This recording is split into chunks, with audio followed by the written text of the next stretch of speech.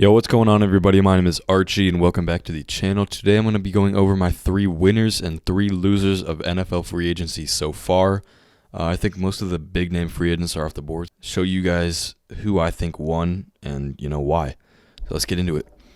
So the first winner is very obviously the New England Patriots. They went out when no one was expecting it and brought back Cam Newton, has brought in numerous playmakers on offense and defense. They added Jonnu Smith and Hunter Henry on 4 and 3 year deals at reasonable price tags, and gives Cam 2 gigantic targets. When he went 15-1 with the Panthers, his top target was a tight end, Greg Olsen, and these 2 guys can play all 3 downs, block, and can catch as good as anyone. The worst tight end unit in the entire league turns into a top 3 unit immediately. They brought in 2 solid receivers in Kendrick Bourne and Nelson Agholor. Both of these guys are solid route runners, and now the New England passing game will suddenly be much improved. After again having the worst unit in the league, they get Julian Edelman back in the slot, and suddenly this is actually a formidable wide receiver group. They also brought in safety Jalen Mills from Philadelphia, who is more than a solid safety, and at just 26, he's just now entering his prime. Same thing with Matthew Judon from Baltimore on a 4-year deal, and then also Devon Godchaux from Miami, a solid nose tackle. But let's just talk about Matt Judon. He is an elite talent who is still under 30 and can stop the run with the best, as well as get after the quarterback. Him, Josh Uche from Michigan, as well as Chase Winovich, who's also from Michigan, I believe, will make for one of the better pass rushes in the league. Just now, they just signed Kyle Van Noy, a vocal locker room leader and premier edge player, on a 2-year deal. And at only $6 million a year, that's a steal for an actually good starting edge. People sold their stock on Cam Newton a while ago, and I think he's still hungry to be elite again this season. He's still a B to B plus quarterback, and I'd be actually really surprised if this team wasn't worthy of 10 wins this upcoming year. Our first loser is going to be the Chicago Bears. After being involved in Russell Wilson trade talks and not denying any rumors, they let the entire fan base down and signed Andy Dalton, the 33-year-old former Bengals and Cowboys quarterback. Not only did we get an average at best quarterback, but just last offseason they traded for Nick Foles for a 4th-round pick and gave him tons of guaranteed money.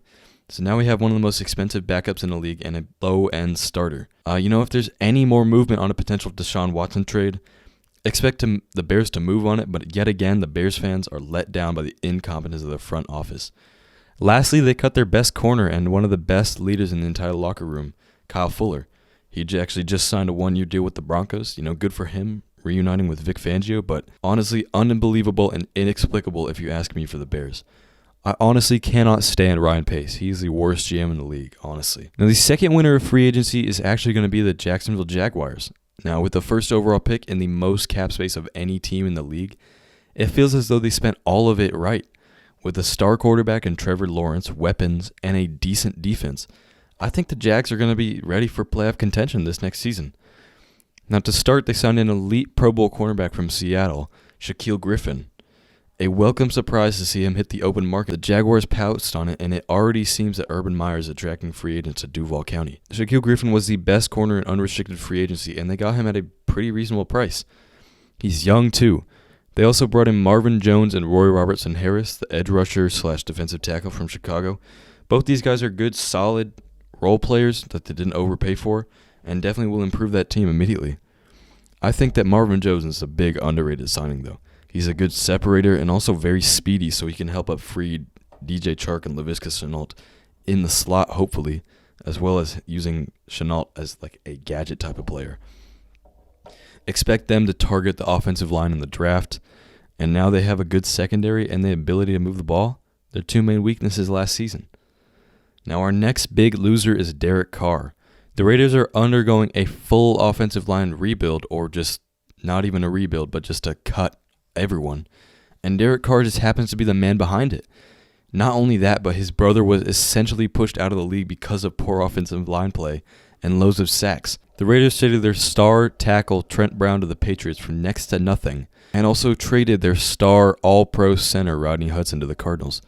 2 unpredictable moves and trades, as well as 2 that will just make life tough for Carr. They also traded Gabe Jackson to the Seahawks, who is a more than solid guard, and I'm honestly not sure why they traded him. Marcus Mariota is also still on the roster, which means competition for Carr, and Nelson Agholor has moved on, who was a big key piece in their wide receiving group. Now, the Raiders remain in a rough position. As of writing this, the Raiders also have just signed Kenyon Drake for $11 million guaranteed with that money that they freed up by cutting and trading all those offensive linemen, and is guaranteed to just be their backup running back. He's already 27 years old, and their defense and offensive line still suck. What are the Raiders doing, bro? Now, the third winner of 2021 NFL free agency is actually the New York Jets. They improved at a few key positions and took a flyer on a high upside player, Jarrad Davis. They signed both Carl Lawson and Corey Davis to 3-year deals to help the pass rush and Sam Darnold or Zach Wilson potentially. Jarrad Davis could either partner C.J. Mosley inside, or they could seek a trade for him. Davis bet on himself with a 1-year deal, claiming that he was used wrong in Detroit and can boom in New York. I think he's got a high upside, but also a pretty low risk for the amount of money that they paid him. They also find their number one receiver, Corey Davis, who was just taken 5th overall in a pretty recent draft, and can separate well but just has to find consistency. The upside is very high, and he can totally help with Zach Wilson when they inevitably draft him with their 2nd overall pick.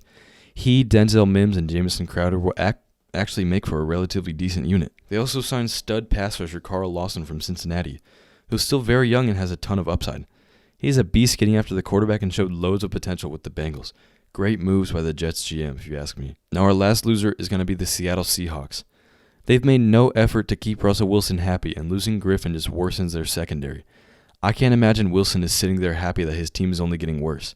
They have a very poor secondary, and losing Shaquille Griffin just made that worse. And they also still have a bad offensive line despite trading for Gabe Jackson, 2 of the most important units on the football field if you want to win a championship. The Seahawks are starting to look like the 3rd best team in their division, behind the Rams, who were a 10-win team and improved at quarterback this offseason, as well as potentially the 49ers, who get their quarterback back, who led them to a Super Bowl and bring back all of their main key players on defense, as well as keeping the star left tackle Trent Williams.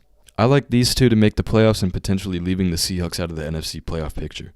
Jamal Adams might be already regretting his trade to the Emerald City. And with that, I hope you guys enjoyed this and expect more NFL content coming soon, including mock drafts and more. Thank you so much for watching, and be sure to subscribe. Peace.